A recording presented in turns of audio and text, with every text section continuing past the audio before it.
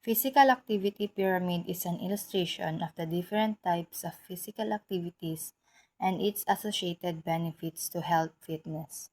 It is composed of categorized physical activities.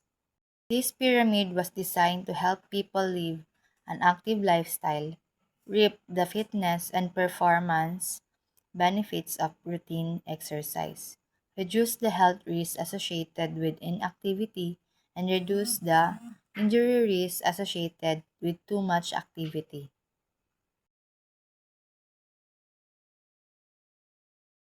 Based on the picture presented below, there are four types of activity in physical activity pyramid.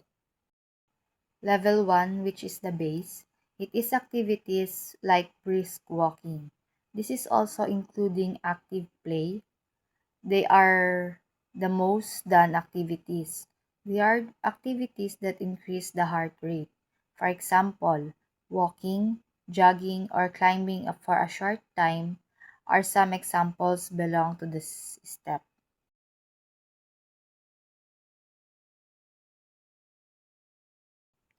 Level 2.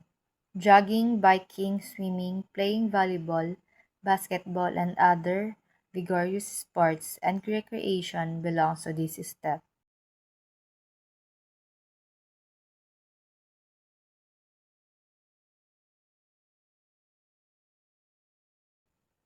Level 3 is made up of exercises for muscle fitness. For example, climbing on a building, push up, curls up, and dancing belong to this group.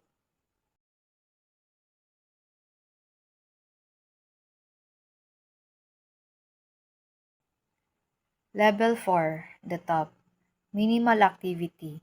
It includes activities that you should do once in a while, watching TV, playing video games, and working at a computer for a long period of time.